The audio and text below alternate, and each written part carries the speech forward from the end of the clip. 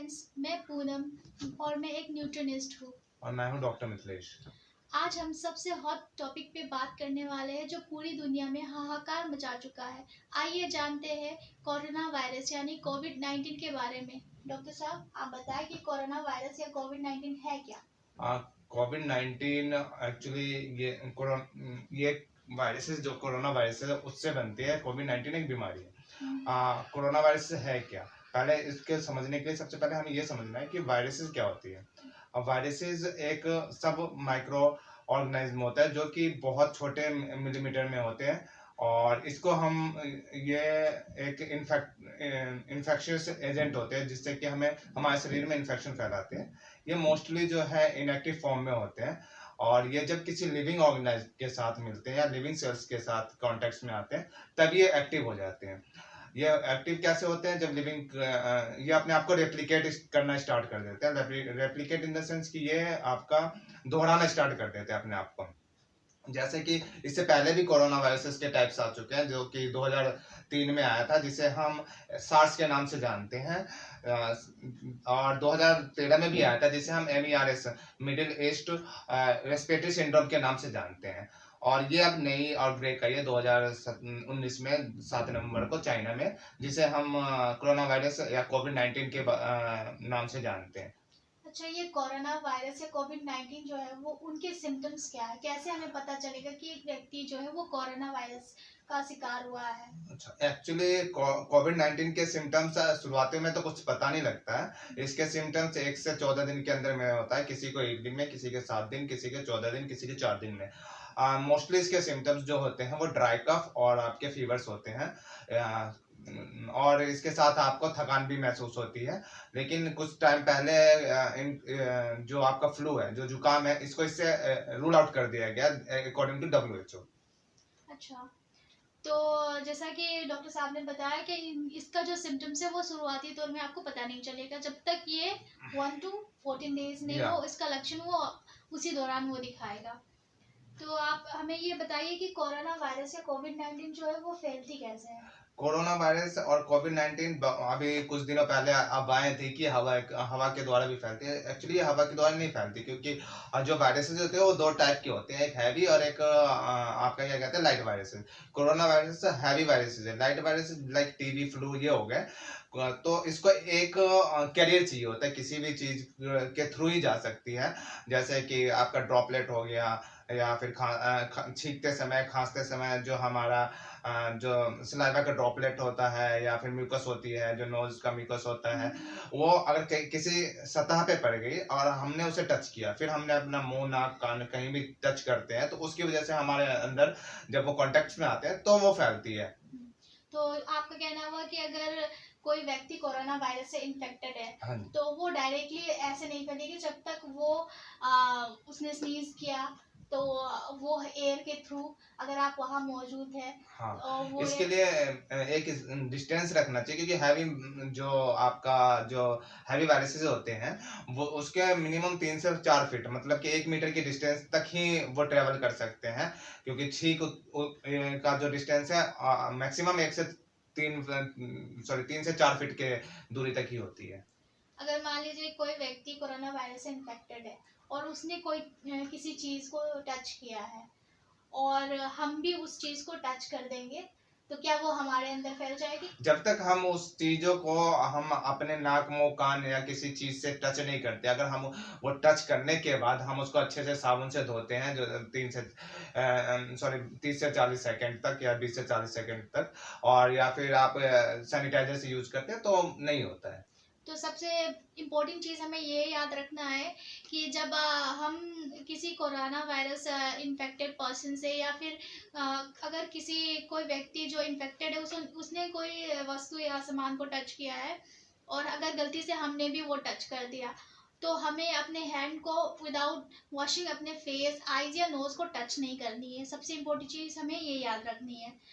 तो और आप हमें बताएं कि ये जो कोरोना वायरस या कोविड-19 जो है, इससे हम खुद को कैसे बचा सकते हैं, कैसे प्रोटेक्ट कर सकते एक्चुअली हैं? इसको प्रोटेक्ट करने का कुछ तरीके हैं, जैसे कि हम सबसे पहले तो हमें क्या कहते हैं हैंड सैनिटाइजर यूज करना चाहिए, जिसमें 60% और 70% का अल्कोहल होना चाहिए, अल्कोहल बेस्ड हैंड सैनिटाइजर, और सोप से 20 से 40 सेकंड तक हमें हाथ धोना है। उसे धोना कैसे, उसके सबसे अच्छा फॉर्मूला याद रख लिए, सुमन, SUMAN।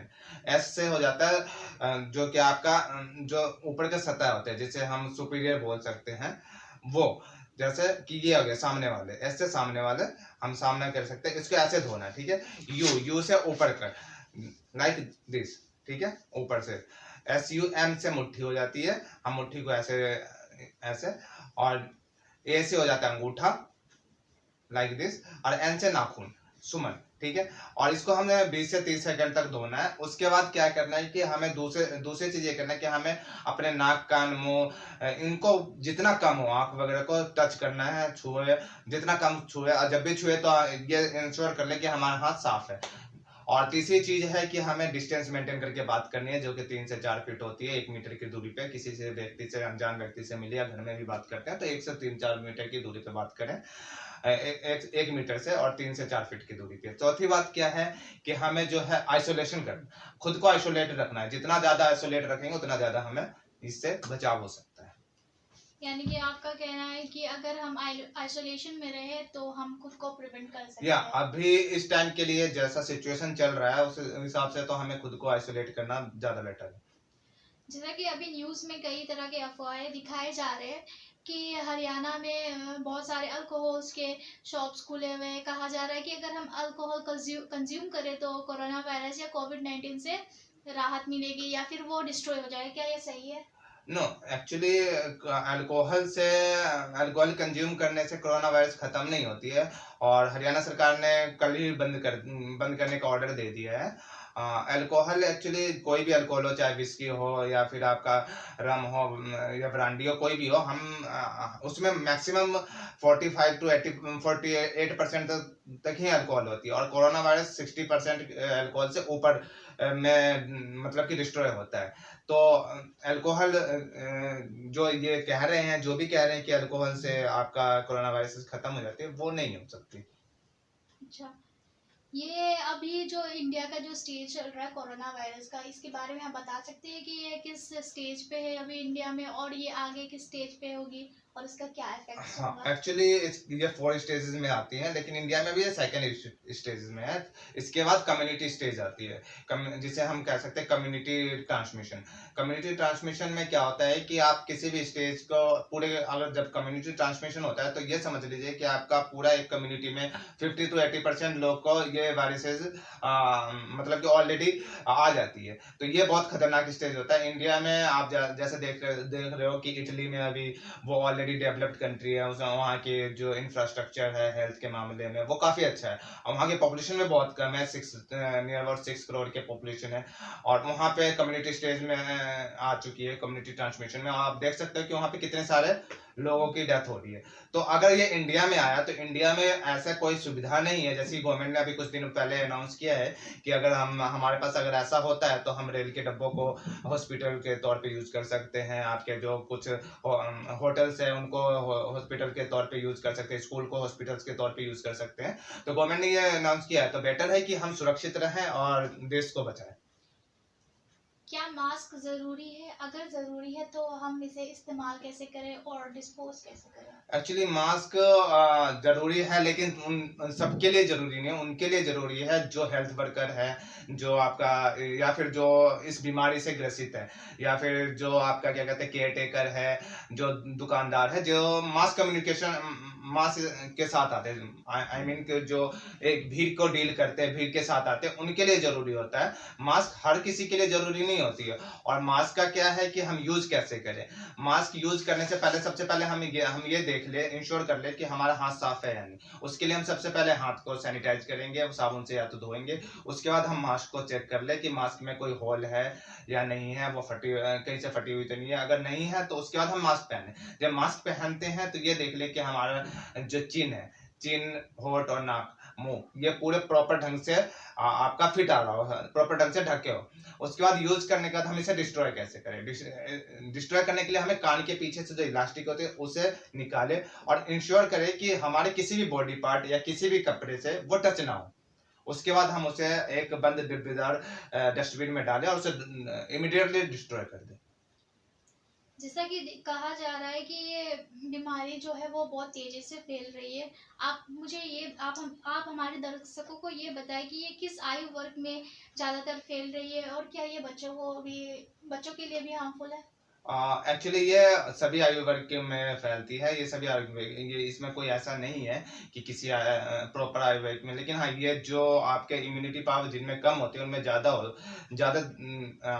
डेंजरस हो जाती है। वैसे ये फैटल नहीं है, लेकिन इसके स्प्रेड रेट बहुत ज़्यादा है।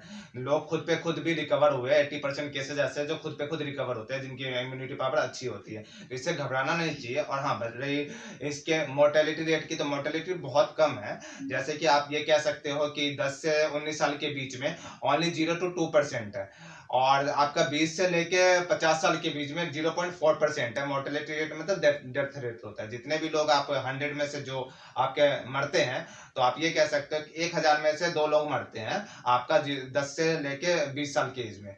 और यही मोर्टेलिटी रेट बढ़ जाती है जब हम आप 50 से ऊपर जाते हैं। 50 से 70 के बीच में आपका ये 3.6 होता है, 70 से 80 के बीच में 8, और 80 से ऊपर ये हो जाता है 15% के। अच्छा, ये आप हमें बताएं कि कोविड-19 जो है किसी सतह या किसी व्यक्ति पे कितने घंटे तक जीवित रहती है? एक्चुअली इसका कोई अभी प्रमाण नहीं आया है। ये कुछ घंटों से कुछ दिन तक जीवित रह सकते हैं, ये अकॉर्डिंग टू कि साइज क्या है, आकार क्या है, क्लाइमेट क्या है, ह्यूमिडिटी है, यानी ये टेम्परेचर क्या, उस पर डिपेंड करता है। ये कुछ घंटों से कुछ दिनों तक, मोस्टली 14 दिन तक है। अगर आप एसी जैसे वातावरण में रहते हैं जहाँ AC temperature 16 to 18 degree Celsius है, तो आप ये मान के चले कि 12 to 14 डेज तक ये वहाँ पे मतलब इन्फेक्शियस रह सकते हैं। जीवित तो नहीं कह सकते, इनएक्टिव मोड में रह सकते हैं, जो कि बाद में एक्टिव हो सकते हैं। अगर किसी व्यक्ति को कोरोना वायरस या कोविड-19 है, हाँ जी। तो उसे सबसे पहले क्या करना चाहिए और आप उन लोगों को क्या सलाह देना चाहेंगे? अगर किसी व्यक्ति को या किसी को कोरोना वायरस है, तो सबसे पहले तो वो अपने आप को आइसोलेट करे। दूसरा बात क्या है कि वो घबराए नहीं, और खुद को जो है वार्म रखे, रूम में ह्यूमिडिफायर लगाए, और रूम को गर्म रखे, खुद को गर्म रखे, गर्म पानी से नहाए, गर्म गर्म ड्रिंक ले, जितना ज़्यादा से ज़्यादा लिक्विड ले सके वो ले, और तुरंत डॉक्टर को दिखाए। और ये जो कोविड-19 का जो टेस्ट है, वो हमें कहाँ करवाना चाहिए? और एक्चुअली गवर्नमेंट ने कुछ हमारे जो है गवर्नमेंट ने एक नंबर अप्लाई प्रोवाइड कर रखा है ऑलरेडी, जो कि जहाँ पे हम कांटेक्ट करके उनसे बात करके हम वहाँ पे टेस्ट करवा सकते हैं। वो नंबर मैं आपको बता रहा हूँ, 1075, और दूसरा नंबर है 01123978046। तो प्लीज़ आप ये नंबर नोट डाउन कर लें, जहाँ पे अगर कोई भी विक्टिम हो कोरोना वायरस या कोविड-19 के, यहाँ कांटेक्ट करें। ये नंबर है 01123978046, और दूसरी नंबर है 1075। आप इस पे कांटेक्ट कर सकते हैं। अगर आपको ज़रा सा भी लगे कि आप कोरोना वायरस का विक्टिम हो, तो आप इसमें ज़रूर कांटेक्ट करें। जैसे कि आपने बताया कि आप न्यूट्रिनिस्ट हैं, तो आप ये बता सकते हैं कि इससे बचने के लिए हमें क्या खाना चाहिए, कैसे रहना चाहिए? सबसे पहली चीज़ तो इससे बचने के लिए हमें अपना इम्यून सिस्टम या फिर इम्यूनिटी पावर को इंक्रीज करना चाहिए। ये इम्यूनिटी पावर हम इंक्रीज कैसे कर सकते हैं? इम्यूनिटी पावर इंक्रीज करने के लिए हमें अपने लाइफस्टाइल में हल्की फुल्की एक्सरसाइज, हेल्दी खाना, ये सब लेना चाहिए। हेल्दी मीन्स आजकल तो हम देखते हैं तो हर जगह हेल्दी ही नजर आती है, उसे हेल्दी ही मानते हैं हम। हेल्दी चीज मतलब कैसे? देखिए, हेल्दी फूड अगर हम ले रहे हैं तो बहुत, जैसा कि हर कोई समझते हैं कि हाँ, हम कुछ भी खा रहे हैं या फिर कुछ भी ग्रीन वेजिटेबल्स ले रहे हैं वो सारे हेल्दी होंगे, ऐसा कुछ नहीं है। हमें जो है हेल्थ मेंटेन या फिर हेल्दी रहने के लिए 70% जो है फाइबर कंटेनिंग फूड्स लेना चाहिए और 30% जो है वो ग्रेन्स लेना चाहिए। 70% फाइबर फूड्स में हमें ग्रीन वेजिटेबल्स फ्रूट्स इंक्लूड्स करना चाहिए, और 30% में हमें फाइबर्स या फुली ग्रेन फाइबर्स लेने चाहिए, जैसे कि दाल हो गया, दलिया हो गया, व्हीट हो गया, ये सब हम इंक्लूड करना चाहिए। तो आजकल जो भी फ्रूट्स वगैरह आते हैं या वेजिटेबल्स आते हैं तो वो सारे हेल्दी लगते हैं, तो हम वो ऑलरेडी उस पे केमिकल्स वगैरह रहते हैं, पेस्टिसाइड्स रहते हैं, तो उसे हम हेल्दी कैसे बना सकते हैं? देखिए कई दौरान ये होता है कि हम मार्केट से वेजिटेबल्स ले रहे हैं, फ्रूट्स ले रहे हैं, और हम ये समझ रहे हैं कि वो हमारे लिए हेल्दी है। हाँ, वो हेल्दी तो है, पर वो जो हमें जिस तरह मिल रहा है मार्केट से, वो एक तरह से केमिकल्स और फर्टिलाइजर, हार्मफुल केमिकल्स और फर्टिलाइजर से ही बन करके आ रही है। फार्मर्स वो प्रोडक्शन जो करती है वो सारा वो हेवी पेस्टिसाइड्स यूज करते हैं, केमिकल्स फर्टिलाइजर ये यूज करके उसे ग्रो करते हैं, और तब वो आती है मार्केट में और हम उसे डायरेक्टली कंज्यूम करते हैं। तो इससे बचने के लिए हमें क्या करना इससे चाहिए? बचने के लिए हमें सबसे पहला चीज ये करना चाहिए कि हम जब भी कुछ भी ग्रीन वेजिटेबल्स फ्रूट्स या जो भी खरीद रहे मार्केट से सामान, इडेबल सामान, उसे क्या करना चाहिए, कंज्यूम करने से पहले हमें क्या करना चाहिए कि जो हम ग्रीन वेजिटेबल्स ले रहे हैं उसे पानी में डाल देना चाहिए। सॉरी, फर्स्ट ऑफ ऑल हमें एक बॉल लेना चाहिए, उस बॉल में पानी फिल कर ले, और उस पानी में हम एक स्पून जो है बेकिंग पाउडर का डाल दें, और उसमें जो भी फ्रूट्स हमें खानी है या फिर वेजिटेबल्स खाने हैं उसमें हाफ एन आवर के लिए छोड़ दें। हाफ आवर के बाद ही हम उसे कुक करें या फिर कंज्यूम करें। ये प्रोसेस को हम कहते हैं क्विंचिंग मेथड। इससे क्या होता है कि जो भी फर्टिलाइजर या फिर जो भी केमिकल प्रोडक्ट्स इस्तेमाल किए गए हैं वो उसकी क्वालिटी, उसकी क्वांटिटी या फिर वो कम हो जाती है या फिर डिस्ट्रॉय हो जाती है। इससे हमें हमारी जो बॉडी है वो काफ़ी हद तक प्रोटेक्ट होती है ये हार्मफुल बैक्टीरिया और केमिकल से। और इसके अलावा और कोई तरीका है? हाँ, दूसरी चीज़ है कि हम अक्सर देखते हैं कि हम जो कुकिंग करते हैं वो ज़्यादातर ढक के करते हैं, तो ये प्रोसेस भी गलत है। हम जो भी कुकिंग करें उसमें कम से कम कोशिश करें कि जो भी हम बना रहे हैं उसे कम ढकें। इससे क्या होगा कि जो भी केमिकल्स या फिर बैक्टीरियाज प्रेजेंट होंगे जो हमारे फूड में होंगे वो वाटर वेपर के थ्रू वो निकल जाएंगे, और वो निकल जाएंगे या फिर नष्ट हो जाएंगे, तो उससे हम अपने शरीर को प्रोटेक्ट कर सकते हैं। ओके, तो आशा करते हैं कि आप आगे भी हेल्थ से रिलेटेड हमें टिप्स देते रहेंगे। चलिए अब इसको यहीं पे समाप्त करते हैं, और बाकी किसी भी कोविड या किसी भी चीज़ के जानकारी के लिए, हेल्थ इश्यूज के लिए, हेल्थ से डायरेक्ट किसी भी चीज़ के लिए लाइक डाइट्स एंड ऑल के लिए आप नीचे दिए मेल और ईमेल आईडी और नंबर पे कांटेक्ट कर सकते हैं। धन्यवाद। Thank you.